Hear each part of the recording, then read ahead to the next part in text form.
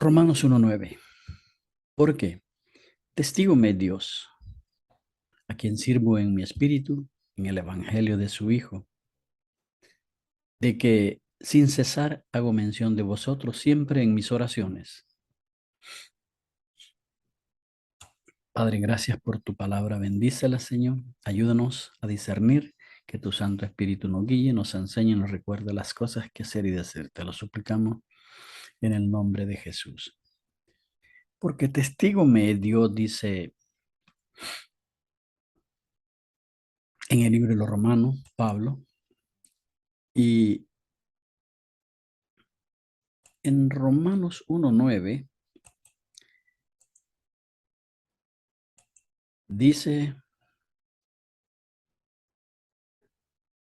porque testigo me es Dios,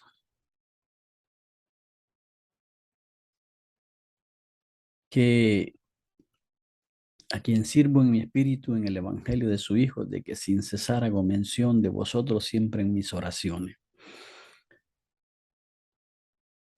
Está poniendo como testigo a Dios y de su servicio espiritual en el evangelio de su Hijo y el trabajo que hace orando por todos los santos. Eh, Quizás el más próximo es la segunda carta a los Corintios 1:23. En la segunda carta a los Corintios 1:23 hay un acontecimiento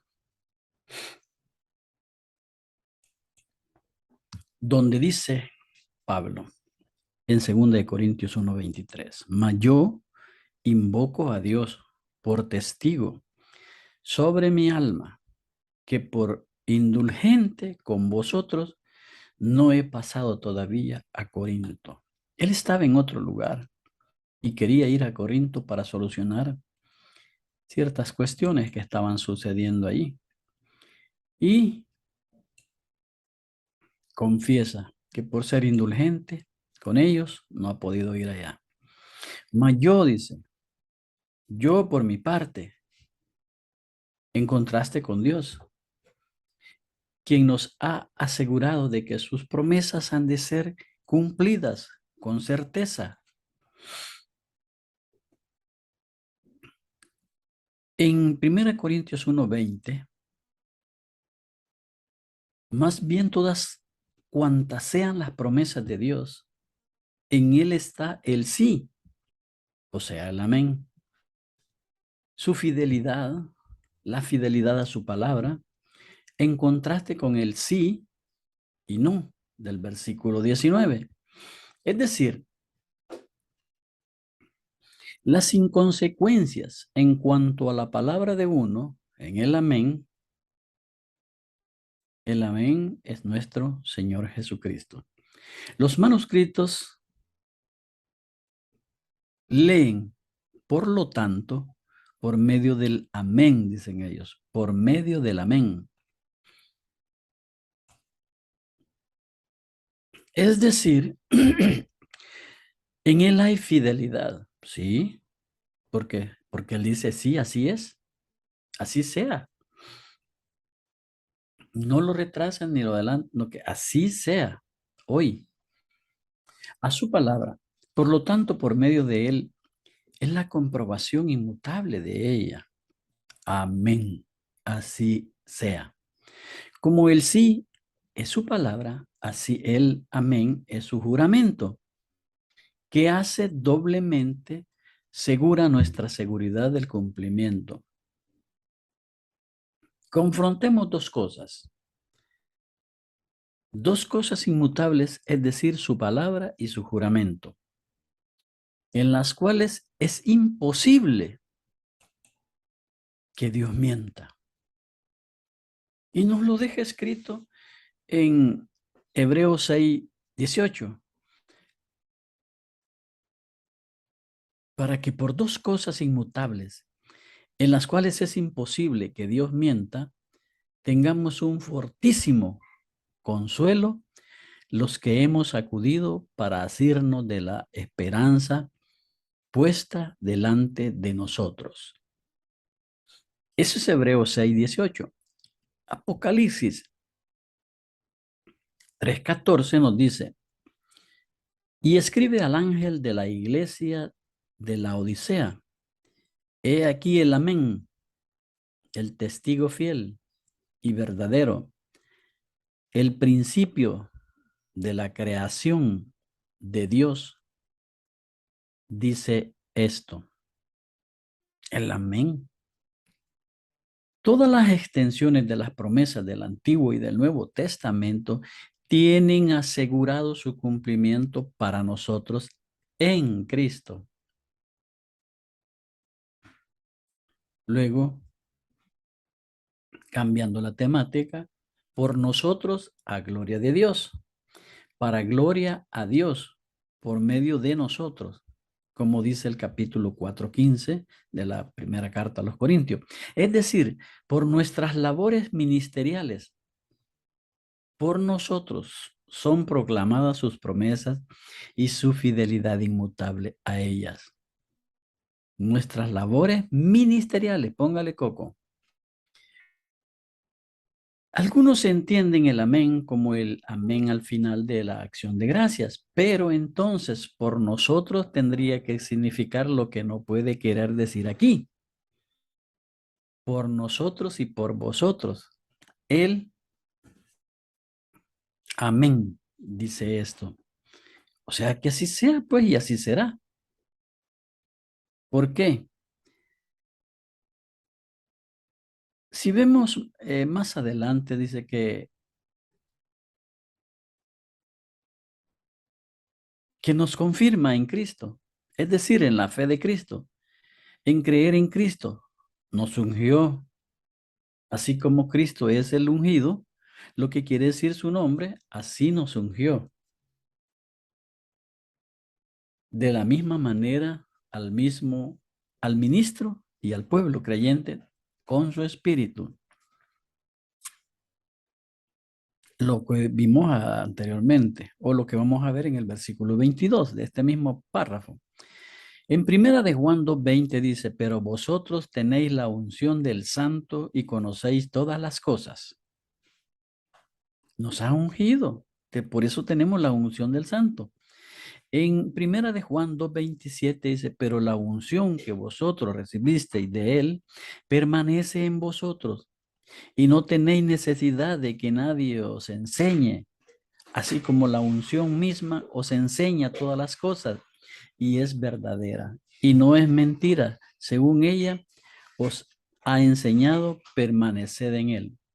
Por lo tanto, venimos a ser buen olor de Cristo.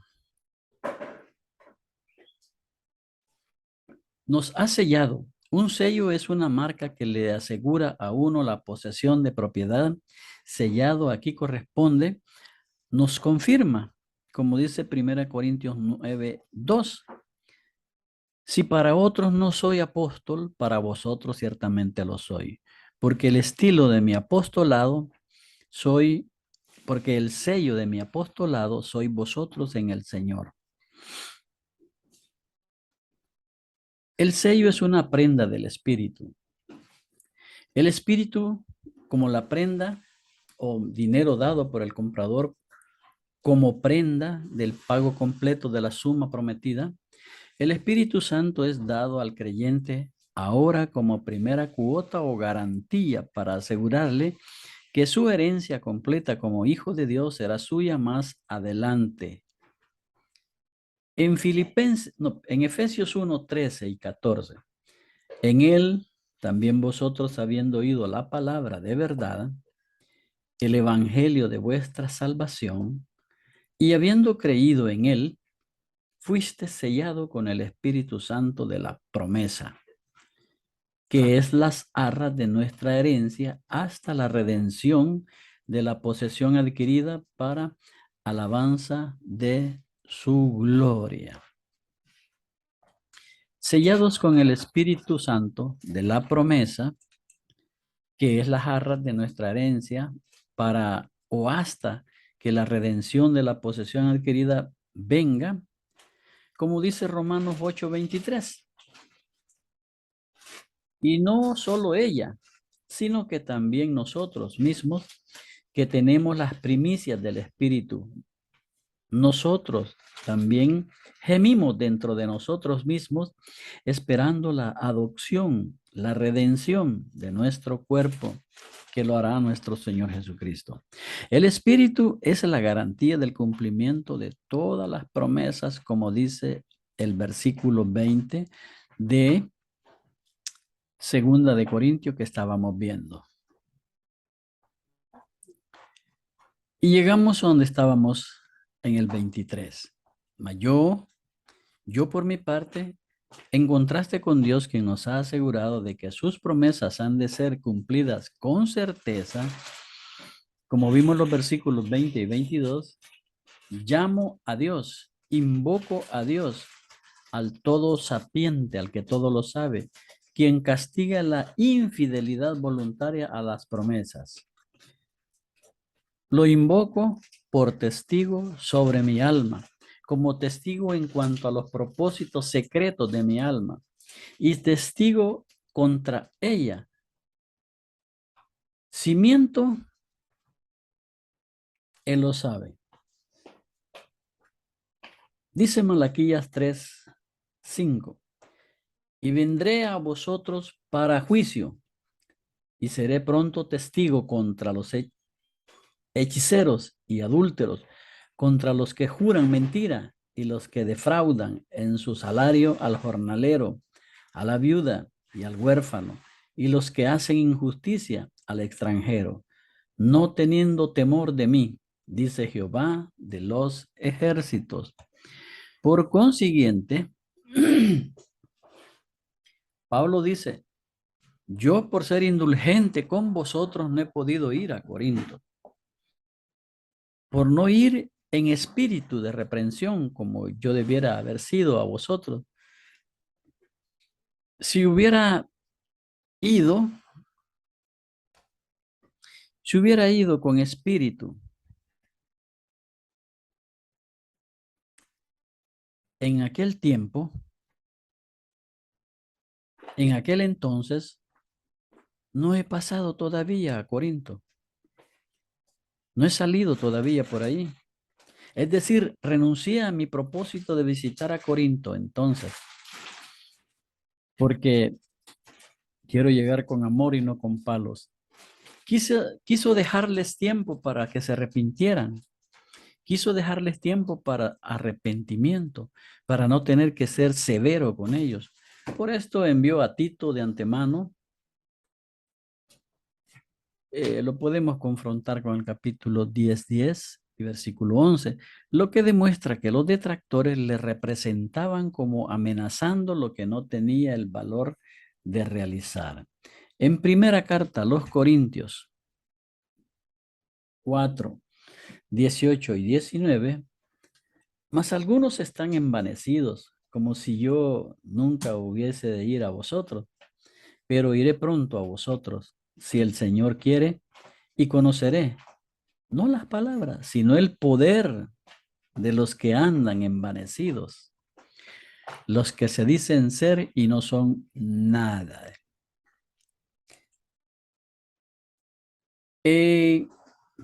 La segunda carta a los Corintios 11:31.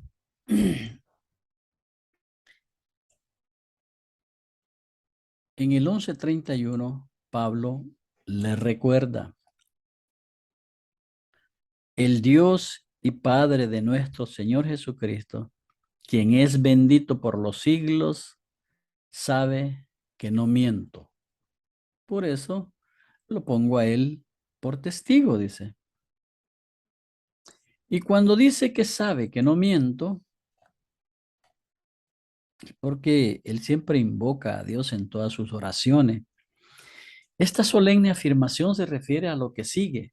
La persecución en Damasco fue una de las primeras y más grandes, no habiendo testigo humano que lo comprobara para los corintios, por ser un hecho acontecido hacía mucho y conocido por pocos.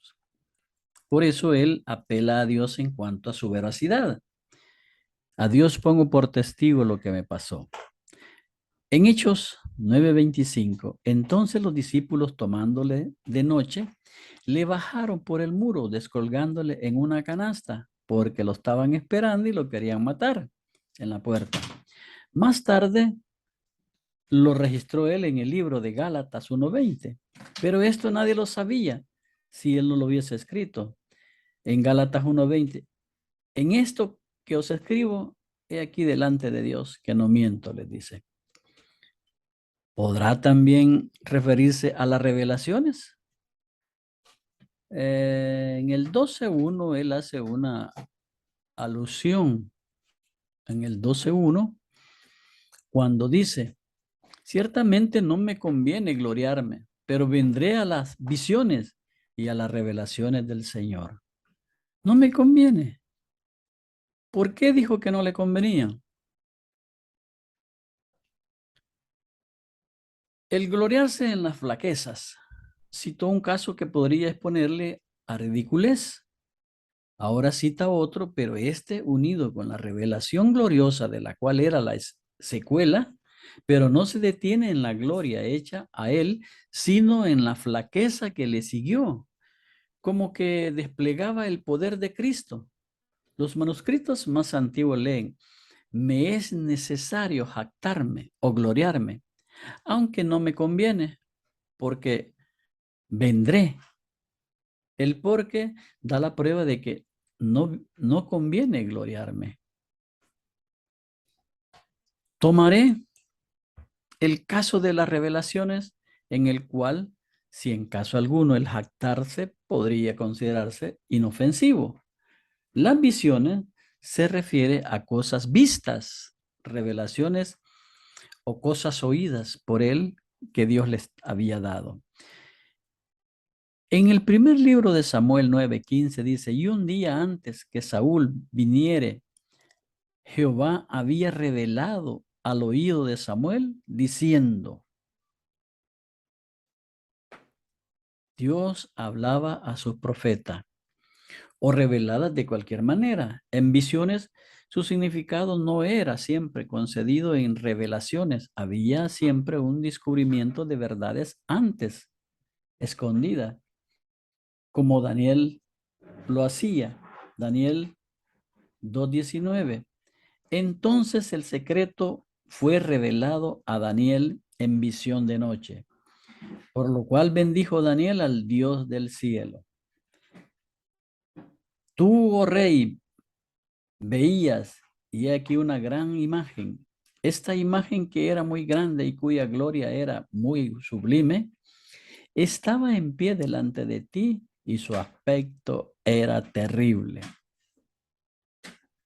Todas las partes de la escritura son materia de inspiración, mas no todas lo son de revelación. Hay grados de revelaciones, mas no inspiración.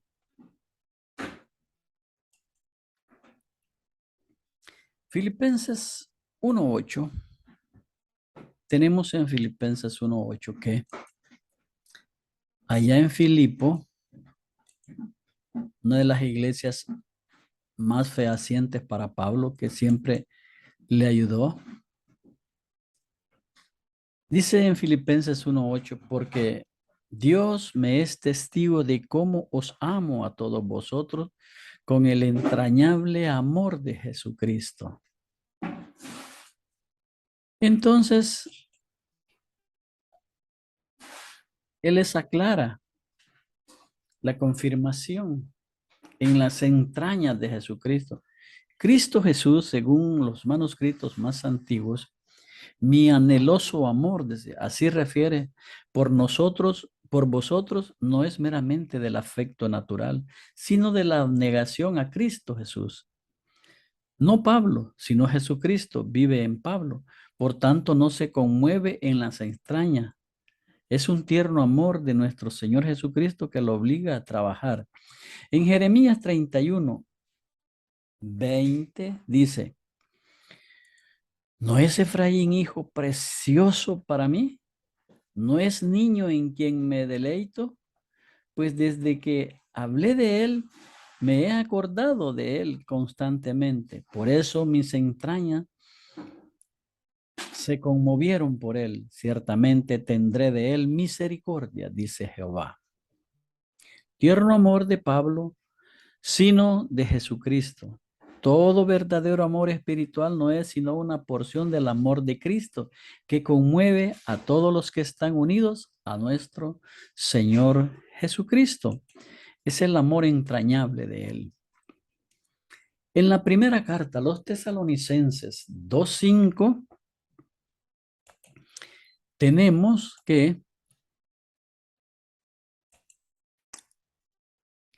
el que dice, porque nunca usamos de palabras lisonjeras, como sabéis, ni encubrimos avaricia. Dios es testigo que nosotros lo hacemos para predicar el evangelio de su Hijo. En el versículo 10 dice, en el versículo 10 dice, vosotros sois testigos y Dios también de cuán santa, justa e irreprensiblemente nos comportamos con vosotros los creyentes. No con los incrédulos, no con los creyentes, con ustedes. ¿Cómo nos comportamos nosotros con ustedes? Así, dice Pablo, porque testigo me es Dios, a quien sirvo en mi espíritu en el evangelio de su Hijo.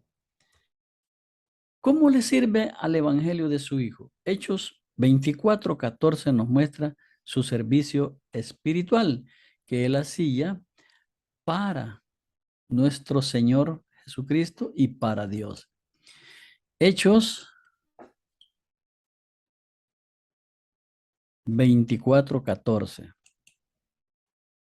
En Hechos 24:14 encontramos que dice, pero esto te confieso, que según el camino que ellos llaman herejía, así sirvo al Dios de mis padres, creyendo todas las cosas que en la ley y en los profetas están escritas. Pero ellos lo llaman herejía. Pero yo lo creo porque me lo ha dicho el Señor. Estamos hablando de que Pablo habla de su servicio espiritual a nuestro Señor Jesucristo. Pero esto te confieso, dice, en lo cual Félix no vería ningún crimen o crimen alguno, porque era cuando le estaba confesando a Félix, que conforme a aquel camino que llaman herejía, o literalmente, como dice mejor, la secta de los judíos nos llama que esto es herejía, así sirvo al Dios de mis padres, al Dios ancestral, al Dios de nuestros ancestros. Dos argumentos aquí aparecen. Uno, nuestra nación está dividida en lo que se llama sectas. La secta de los fariseos y de los saduceos. Toda la diferencia entre yo y ellos es que yo no pertenezco a ninguna de estas sectas, sino a otra secta o sección religiosa de la nación que se llama por el nombre de su cabeza, nazarenos. Por esta razón y por esta sola me aborrecen. Esta es la primera. La segunda es que la ley romana permite que toda nación adore a sus propios imágenes, a sus propias deidades. Yo reclamo la protección bajo dicha ley, pues adoro al Dios de mis antepasados solamente como una secta diferente de la religión común, creyendo todas las cosas que Dios me ha dicho. rechazando con esto todas las opiniones contrarias a las escrituras del Antiguo Testamento. Reclama para el evangelio que él predica la autoridad de Dios a los padres de ellos. Hasta aquí la acusación de herejía para ellos y ellos para él. Teniendo esperanza en Dios que ha de haber resurrección, la cual también ellos esperan. Esta apelación a la fe de sus acusadores demuestra que ellos mayormente de los fariseos y que el favor de aquel partido al que debió en cierta medida su seguridad en la reciente asamblea había sido momentáneo. Ellos conocían esto, pero no lo habían entendido ni les había sido revelado para que lo entendiesen. En Hechos 27-23 hay otra enseñanza que Pablo hace alusión a esto y dice, porque esta noche ha estado conmigo el ángel del Dios de quien soy y a quien sirvo. Esta noche ha estado conmigo el ángel del Dios a quien soy, de quien soy y a quien sirvo. Diciendo Pablo, no temas, es necesario que comparezca ante César. Y he aquí, Dios te ha concedido todos los que navegan contigo. No va a morir ninguno. Van a tener problemas, pero no va a morir ninguno. En la segunda carta a Tesalonicenses 1:3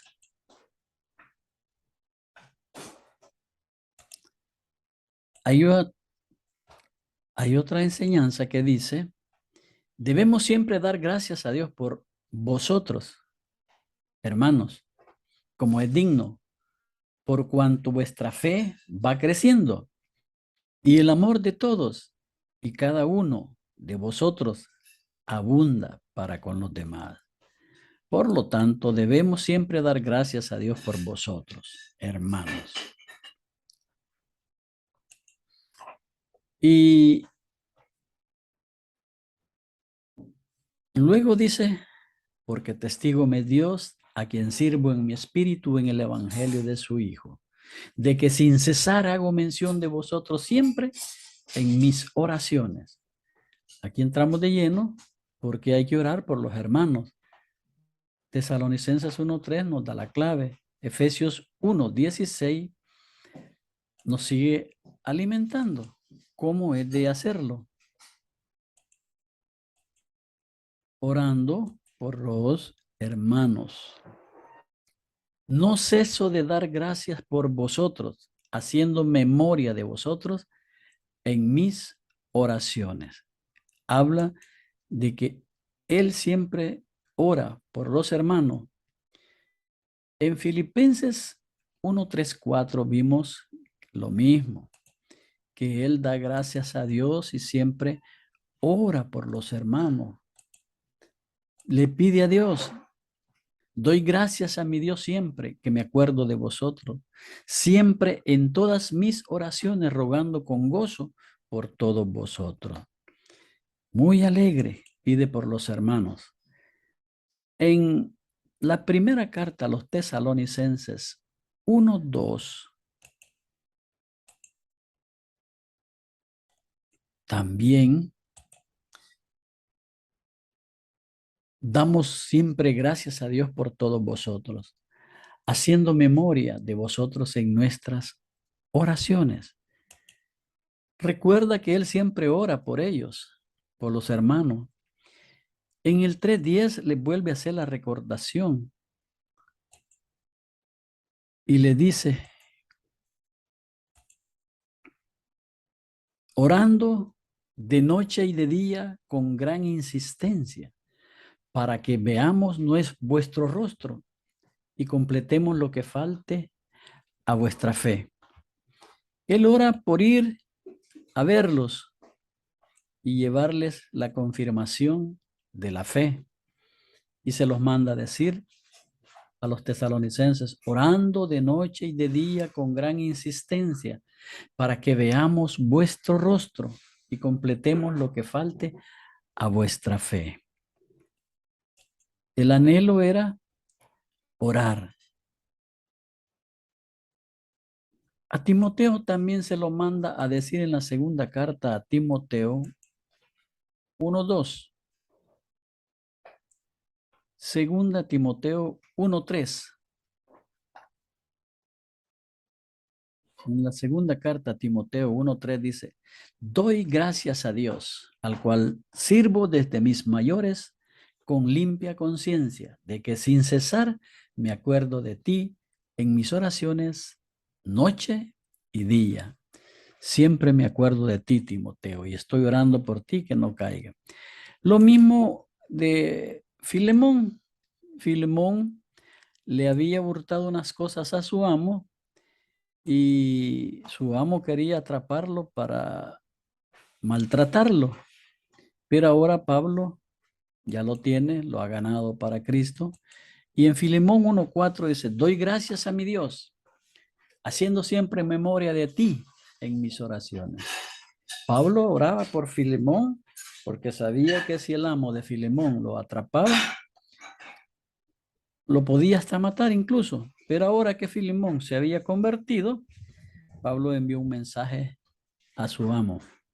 Y aquí le envía el mensaje a Filemón y le dice, doy gracias a mi Dios, haciendo siempre memoria de ti en mis oraciones. Le está diciendo Pablo que él ora por él. Ahora bien, Pablo dice, a quien sirvo en ministración religiosa, en mi espíritu, en lo más íntimo de mi alma, en el evangelio de su Hijo, a quien sirvo, en mi espíritu, en el evangelio de su Hijo,